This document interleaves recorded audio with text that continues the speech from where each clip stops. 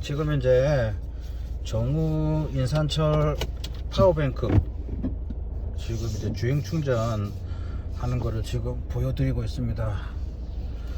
지금 현재 43.9A 충전되고 있습니다. 이거 제가 우선은 처음에 이제 저는 이제 주행 충전선 8게이지 7m 길이로 설치가 되어 있었고, 휴즈는 일반 휴즈 80A 휴즈가 되어 있었는데, 이게 이제 처음에 충전하니까 이게 좀 안 꺼지면 좋겠다. 30A 정도, 34A 정도만 충전이 되었어요. 그래서 이거를 이상하다 싶어가지고 정우 대표님한테 전화하니까 휴즈를 한번 바꿔보라고 하더라고요. 저 서킷 브레이크 150A로 바꿔보라고 하시더라고요. 그래서 이거를 이제 인터넷으로 주문하니까 한 7,500원에 택배비 한 2,500원에 한 만원 가까이 나왔어요. 가지고 이걸로 서킷 브레이크 150A 설치하니까 이제 40A, 44A 정도 이상으로 아침에는 또 50A 이렇게 나오더라고요. 이렇게 충전이 되더라고요. 이게 이제 이유가 뭔지 물어보니까, 사장님한테 물어보니까 휴즈가 80A이면은 이 저항이 걸린대요. 그 저항이 걸리니까 이게 뜨거워진다는 거예요. 결국은 케이블이 뜨거워진다는 거예요. 케이블이 뜨거워져 가지고 이 저항이 걸려 가지고 충전량을 다 못할 수가 있다고 하더라고요. 그렇나 싶더라고요. 그래서 보면은 실제로 이제 실리콘 그 주행 충전선 케이블을 만져보면은 뜨겁긴 뜨겁더라고요. 아무튼 저는 이제 그 전에 타사 올인원 파워뱅크를 사용했는데 그것도 굉장히 좋은 제품이에요. 근데 이번에 또 정우에서 또 새로운 신제품이 나와가지고 이거를 이제 구매를 했어요. 지금 이제 타사 올인원하고 올인원 300하고 정우 올인원 그 투인원이라고 하죠. 300을 이제 지금 번갈아 가면서 사용하고 있는 중이에요. 아무튼 지금 저는 이렇게 사실상 300A 용량은 많긴 많은데, 사실 또 이제 전기 위주 캠핑을 하다 보면은 또 전기를 또 금방 써요. 전자레인지하고 뭐 전기장판, 전기 프라이팬, 전기 냄비 이렇게 하다 보면은 금방 쓰거든요. 충전이 문제예요. 왜냐면 저는 차량 그 운행량이 많이 없어요. 운행을 많이 안 하고 대부분 이제 주차한 상태에서 휴식 용도로 사용을 하거든요. 그래서 사실 저는 이제 충전이 한 번에 주행 충전할 때 한 100A 이상 막 확 되면 사실 좋겠거든요. 근데 이제 일단은 정우 올인원이랑 그 타사 올인원, 사실 대물 올인원을 썼거든요. 둘 다 주행 충전 스펙이 50A예요. 그 대물 같은 경우는 50A가 다 안 나와가지고 좀 스트레스 많이 받았거든요. 30A 정도밖에 안 나오더라고요. 이번에 서킷 브레이크를 이제 휴즈를 바꿔서 서킷 브레이크 150A 짜리로 바꾸니까 이제 제 용량으로 주행 충전이 나와서 아무튼 지금은 기분이 좋아요. 지금은 보니까 42.4A 뭐 이렇게 충전이 되고 있네요.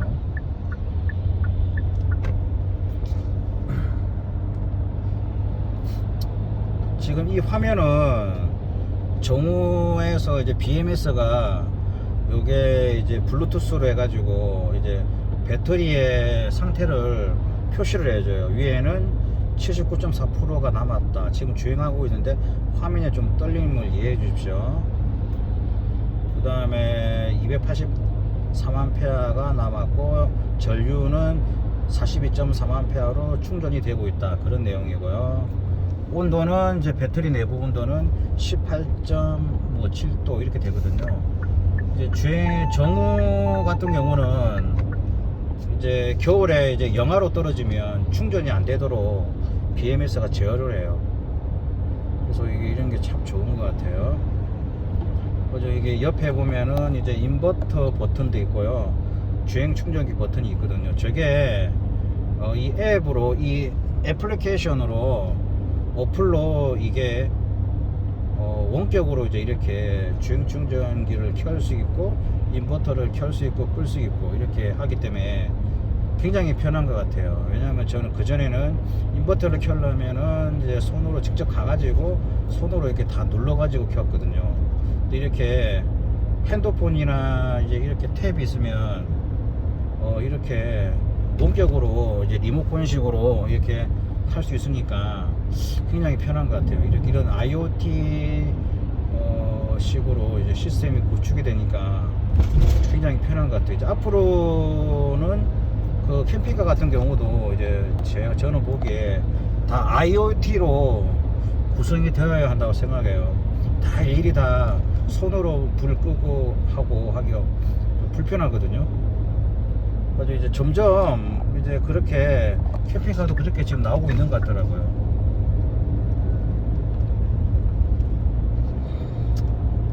근데 저는 이제 사실 한 50A 충전되지만 사실상 이제 파워뱅크 지금 600A로 구축되어 있는데 300A라도 사실 저는 좀 주행 충전량이 좀 만족스러우지 못해요. 한 100A 정도 시간당 충전됐으면 좋겠어요. 기본적으로 우리가 C레이트라고 하는데, 그 C레이트라고 하는데 우리가 이제 보통 보면은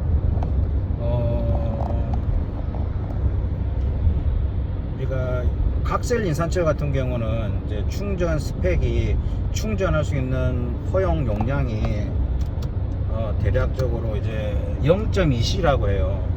결국은 20% 정도, 자기 용량의 20%로 충전을 해라, 그런 말이거든요. 그러니까 300A 같은 경우는 권장 충전 용량이 60A가 권장이에요. 이거는 권장 용량이에요. 근데 이거는 이제 사실상 0.3C 90A로 충전해도 되긴 돼요. 어떤 조건에? 온도가 한 25도 이상 이렇게 될 경우에는 30%, 그러니까 0.3C로 충전해도 되거든요. 우리가 보통 이제 뭐 0.1C 10%로 충전하라 이런 말이 있잖아요. 근데 제가 보기에는 그거는 옛날에 중국에서 이제 인산철 셀이 들어올 때 상태 안 좋은 거를 좀 들어왔을 거예요. 그런 셀 같은 경우는 0.1C로 충전해야 되는데, 이제는 이제 파워뱅크, 이제는 아직까지는 용량 싸움이지만 나중에 되면은 충전 속도 싸움이 될 거예요. 우리가 뭘 보고 알 수 있냐면 보조 배터리 보면 알 수 있어요. 기존에는 보조 배터리가 뭐 용량이 뭐 10,000 용량, 20,000 용량, 지금은 80,000 mAh도 나오잖아요. 근데 이제 사실은 이제는 용량도 중요하지만 충전 속도가 중요해요. 앞으로도 이제 파워뱅크 같은 경우도 물론 용량도 중요하지만 앞으로는 충전 속도, C레이트가 좋은 파워뱅크가 앞으로 더 인기가 있을 거예요. 인산철 같은 경우는 크게 세 가지 종류로 나눠요. 첫 번째 파우치형, 두 번째 우리가 가장 많이 쓰는 각셀형, 세 번째 원통형 셀이거든요. 파우치 같은 경우는 우리가 중국산 있잖아요. 그 플라스틱으로 된 가지고 팔고 있는 거, 굉장히 저렴한 거, 그게 파우치형이거든요. 그다음 우리는 각셀, 우리가 뭐 이제 기본적으로 뭐 대물, MD 홍거, 오렌지 차바, 여러 가지 이제 기존에 국산 제조하는 것들이 주로 각셀형이거든요. 그 다음에 이제 원통셀이 있어요. 원통셀은 GSP. 네, 정우에서도 원통셀이 나와요. 원통셀 같은 경우는 C레이트가 0.5C예요.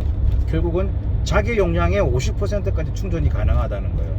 예를 들어서 300A짜리 원통형 셀 같은 경우는 150A로 충전해도 괜찮다는 거예요.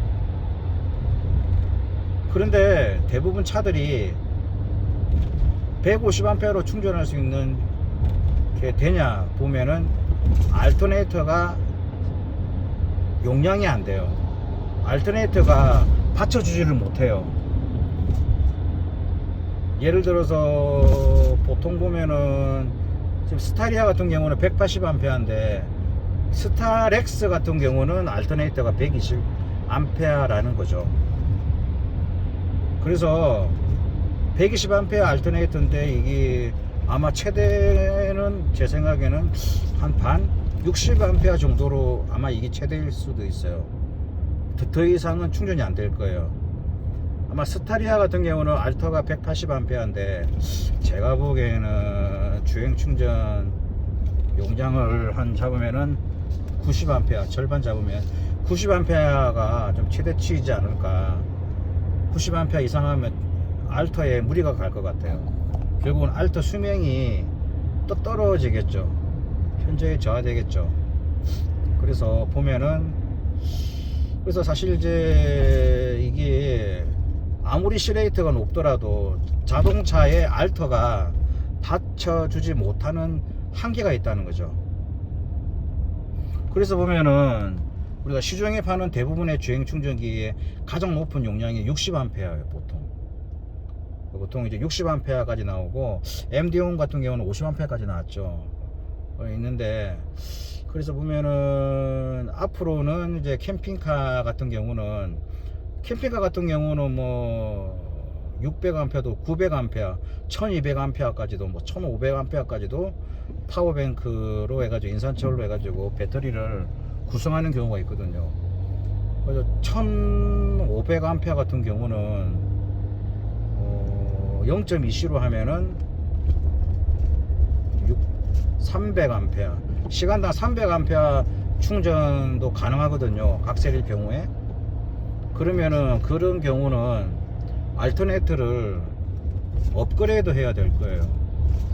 제가 아는 그 정도 시간당 300A까지 충전할 수 있는 알터네이터가 메비온이라고 부산에 있는 메비온이라고 그 업체가 그 알터네이터를 구성하고 있어요. 그 메비온은 뭐냐면은 순정 알터네이터를 하고 그 다음에 그 엔진에 보조 알터네이터를 부착하는 현대차 같은 경우는 그 란이 있어요. 그 공간이 있어요. 거기에다가 메비온의 그 알터네이터를 장착을 하는 거죠. 그래서 순정 알터와 메비온 알터네이터를 합치면은 뭐 한 350A 뭐 이렇게 나오더라고요. 앞으로 캠핑카는 결국은 전기 싸움이 되거든요. 전기 용량을 얼마나 많이 충전할 수 있느냐, 이게 관건이거든요. 그래서 앞으로는 제가 보기에는 주행 충전기도 60A가 있지만은 앞으로 80A, 90A 중징전기도 나와야 한다고 저는 생각을 해요. 사람들 대부분 착각하는 게 우리가 기존에 제가 말씀드리는 주행 충전기는 DC to DC 방식이에요. 그런데 우리가 옛날에는 릴레이 방식의 주행 충전기를 썼거든요. 뭐 그것들은 뭐 140A까지 한다는데 사실 그거는 140A 하다가 그 다음에 충전 용량이 확 줄어들어요. 그건 말 그대로 그건 릴레이거든요. 그거는 정확한 명칭의 주행 충전기라고는 할 수가 없어요. 그래서 앞으로는 주행 충전기가 점점 더 좋은 주행 충전기가 나와야 할 것 같아요. 그래서 이제 앞으로는 60A도 있지만은 80A 짜리 주행 충전기도 나와야 한다고 저는 생각을 해요. 그래서 차박이 점점 많이 대중화되면서 앞으로 전기 위주의 그 차박을 할 거예요. 저 같은 경우는 차에 가스 버너나 가스레인지가 전혀 없어요. 모든 거를 전기로 다 해요. 전자레인지로 데우고 커피포트로 하고, 커피포트가 보통 1400W 이렇게 쓰거든요. 전자레인지는 1100W 정도 쓰고, 그 다음에 라면 끓일 때도 전기 포트로 하고, 고기 구워 먹을 때도 전기 그릴로 하고, 다 이렇게 전기로 하게 되거든요. 지금 제 차 같은 경우는 ISG가 있어가지고 정차할 때는 시동이 멈춰요. 그래서 또 충전이 안 되는 거죠. 또 지금 또 이제 주행하니까 다시 또 충전될 거예요. 이렇게 7.3 이렇게 올라가죠. 이렇게 오늘 이렇게 이제 충전에 이제 주행 충전에 대해서 간단히 얘기해 보였는데, 결국은 차박에서 저는 가장 중요하게 생각하는 거는 주행 충전이라고 생각해요. 인버터는 이제 기술이 어느 정도 다 올라왔어요. 인버터는 파워뱅크도 용량은 다 찼어요.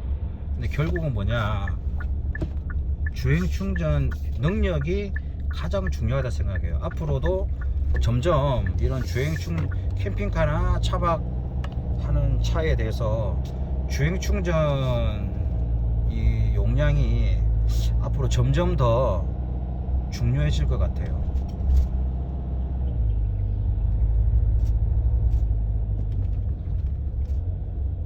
오늘은 이렇게 차박 전기에 주행 충전에 대해서 이렇게 간단하게 제가 생각하는 바를 한번 말씀드려 봤습니다. 어떻게 여러분들의 도움이 되는지는 잘 모르겠습니다. 그러나 차박 캠핑을 전기 시스템을 구축할 때 그래도 많은 좀 도움이 되었으면 좋겠습니다. 이상입니다.